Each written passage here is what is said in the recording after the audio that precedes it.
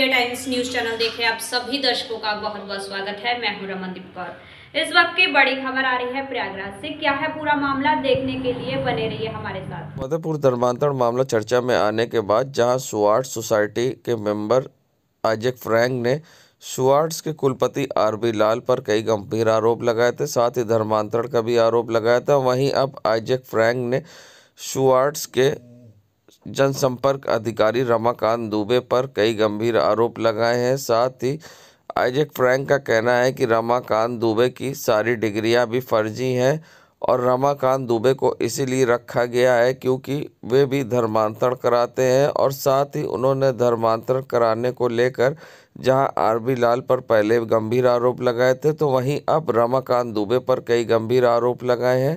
ऐसे में उन्होंने क्या कुछ कहा है इस पूरे मामले पर, आइजैक फ्रैंक का क्या कहना है, आइए सुनाते हैं आपको। धड़ल्ले से मैंने सब दे दिया भाई साहब, ये मैंने सारी चीज़ें दे दी हैं, कैसे कैसे धर्मांतरण ये लोग करते हैं।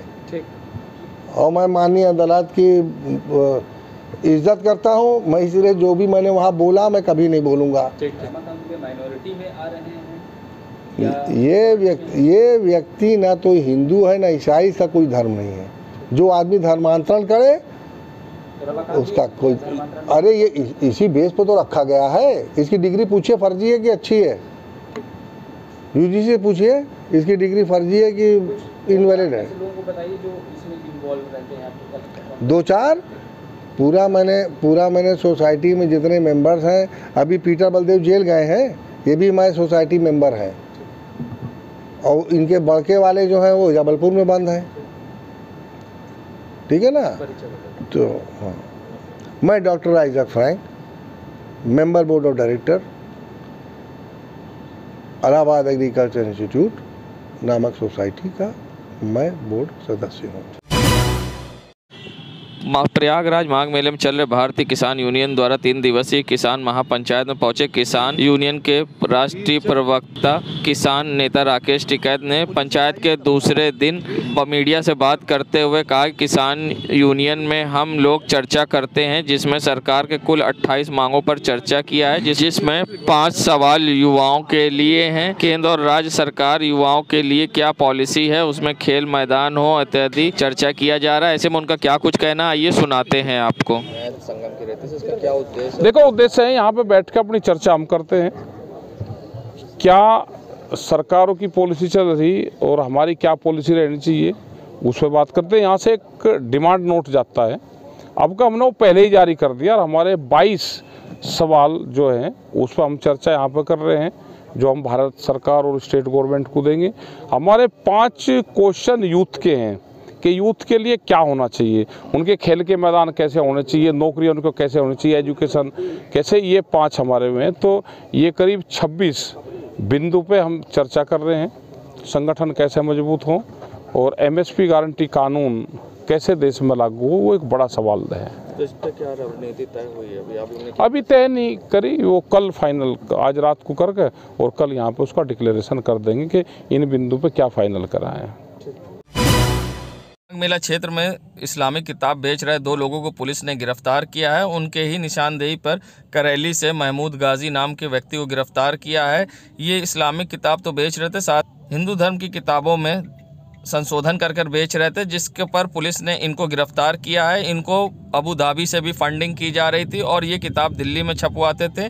वहीं 2 बेच रहे किताब आशीष और मोनिस अपना धर्म परिवर्तन करके मुसलमान हो गए थे और महमूद गाजी की निशानदेही पर पुलिस ने किताब अन्य भी बरामद की है।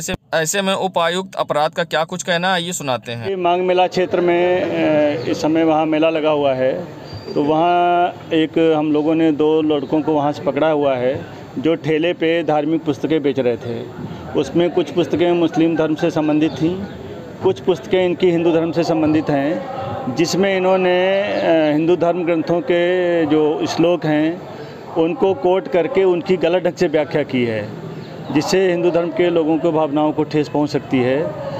ऐसी पुस्तकें लोग वहाँ बेच रहे थे। यहीं एक तो इसमें मोनीस हैं, दूसरा है समीर।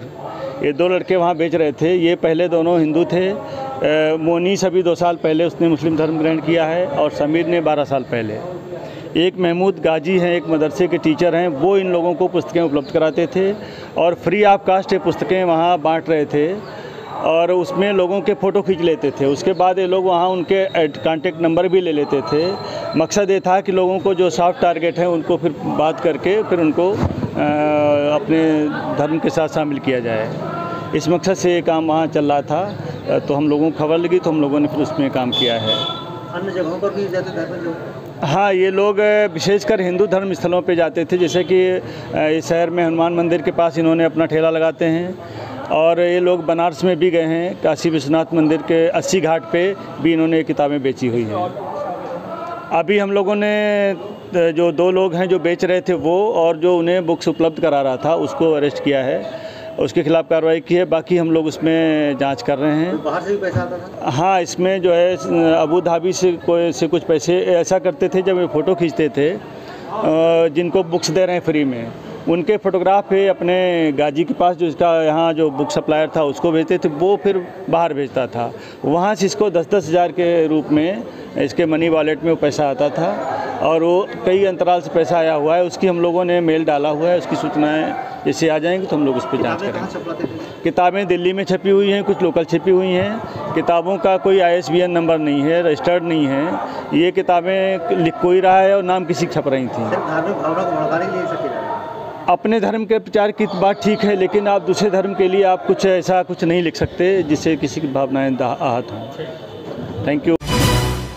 जहां मुहम्मा में बच्चे का शव मिलने से सनसनी मच गई थी, वहीं पुलिस ने आज अभियुक्त को गिरफ्तार कर खुलासा किया है। 24 घंटे के अंदर खुलासा करते हुए पुलिस ने बताया कि बच्चे का चाचा हाशिम ही कत्ल करने वाला अभियुक्त है, क्योंकि जमीनी विवाद को लेकर अभियुक्त ने बच्चे का कत्ल किया है। वहीं पुलिस अब विधिक कार्रवाई कर जेल भेज रही। इस पर क्या कुछ कहना उपायुक्त गंगानगर का, आइए सुनाते हैं। कल मुहम्मा क्षेत्र अंतर्गत एक व्यक्ति का शव मिला था। तत्काल पुलिस टीम द्वारा, फील्ड यूनिट द्वारा और डॉग स्क्वाड द्वारा घटना का निरीक्षण स्थल किया गया और पुलिस द्वारा परिजनों की तहरीर पर FIR पंजीकृत की गई थी। उसी घटना का आज खुलासा किया जा रहा है। एक व्यक्ति जिसका नाम मोहम्मद हाशिम है, उसे गिरफ्तार करके जेल भेजा जा रहा है। ये मृतक के सगे चाचा हैं और अभियुक्त ने पूछताछ में यह बात बताई है कि इनका हिस्सा को लेकर के, मकान के हिस्से को लेकर के विवाद चल रहा था और कई दिनों के आक्रोश को इसने घटना कर निकाला है। घटना में एक आला कत्ल है, जो चाकू, उसे बरामद कर विधिक कार्रवाई की जा रही है। नगरी प्रयागराज जहां सिविल लाइन बस स्टैंड पर बस परिचालक से लूट का मामला सामने आया था, जिस पर पुलिस ने तत्काल जांच में जुट गई और पुलिस ने खुलासा करते हुए बड़ी कामयाबी हासिल करते हुए बताया कि परिचालक अपने परिवारों के साथ संगम स्नान करने गई थी और रास्ते में उनसे ये सामान कहीं छूट गया था और विभागीय कार्रवाई से बचने के लिए उन्होंने झूठी रिपोर्ट दर्ज कराई, जिसके बाद पुलिस ने उनके सारे सामान तो बरामद कर लिए और साथ ही मीडिया से प्रेस वार्ता करते हुए ये भी बताया कि बस परिचालक के खिलाफ भी कानूनी कार्रवाई की जाएगी गलत रिपोर्ट दर्ज कराने पर। ऐसे पे उपायुक्त नगर का क्या कुछ कहना है, आइए सुनाते हैं आपको। सर, स्टैंड पर लूट की एक चुनौती घटना के लिए खबर दी गई थी, किस तरह से इसमें खुलासा हुआ है, क्या था ये पूरा? हाँ, दिनांक 15 जनवरी को सिविल लाइन की रोडवेज बस स्टैंड पर एक महिला कंडक्टर के द्वारा ये थाने पे सूचना दी गई कि उनके साथ 4 लोगों ने चाकू दिखाकर उनका बैग वगैरह और कीपैड मोबाइल ये सब छीन के ले गए हैं, जिसमें सिविल लाइन थाने पर मुकदमा लिखा गया और जांच के लिए 2 टीमें बनाई गई।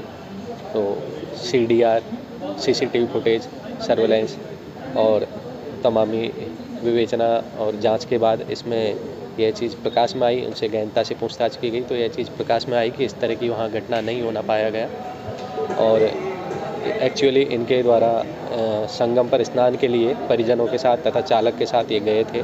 वहाँ पर फिर GT जवाहर चौरा पर आते टाइम ये लोग एक चाय की दुकान पर रुके थे, वहीं पर महिला अपना बैग भूल गई थी, जिसकी बाद में फिर इनको पता चला तो विभागीय कार्रवाई से बचने के लिए इन्होंने इस तरह की मनगढ़ंत लूट की घटना के रूप में इसको पेश किया। बाद में जांच के दौरान ही ये इनका जो सारा बैग वगैरह था वो सब बैराना क्षेत्र, चौकी क्षेत्र के एरिया से बरामद हुआ है। इन्होंने अपने बचाव के लिए झूठी रचना, हाँ, विभागीय कार्रवाई से बचने के लिए इन्होंने इस तरह की झूठी घटना सामने, हाँ, इसमें आगे नियमानुसार कार्रवाई की जाएगी। संगम नगरी प्रयागराज में जहां पॉलीथीन मुक्त अभियान के तहत चेकिंग करने चौक टीम पहुंची, जिसके बाद व्यापारी और पॉलीथीन चेकिंग टीम के बीच किसी बात को लेकर विवाद हो गया, जिसके बाद व्यापारियों में आक्रोश बढ़ता चला गया और व्यापारियों ने चौक क्षेत्र में सड़क पर उतरकर चक्का जाम कर दिया और चक्का जाम करने के बाद व्यापारियों ने अपनी मांगों को रखा, जिसके बाद मौके पर पहुंची पुलिस ने व्यापारियों का समझाया बुझाया। धरने पर बैठे व्यापारियों को शांत कराकर उन्होंने जाम खुलवाया। ऐसे में व्यापारियों और पुलिस के बीच में क्या बात हुई, आइए सुनाते हैं। सामान उठा के गाड़ी सामान के लिए भी बोला जा रहा था कि सामान आप मालिक आ जाए तब ले जाइए, लेकिन उन्होंने किसी की नहीं सुनी, गाड़ी भी बढ़ा दिया तुरंत आके। अब जो गाड़ी उसने दिया है इनके सामने आप रखेंगे, बताइए। और वो भी पुलिस बदनाम है, बात कर रहे थे, किसी प्रकार की कोई सुनवाई नहीं। पर्चा भी दिखाया जा रहा था कि हम लोग के पास एसडी का प्रूफ है, लेकिन उन्होंने किसी की नहीं सुनी।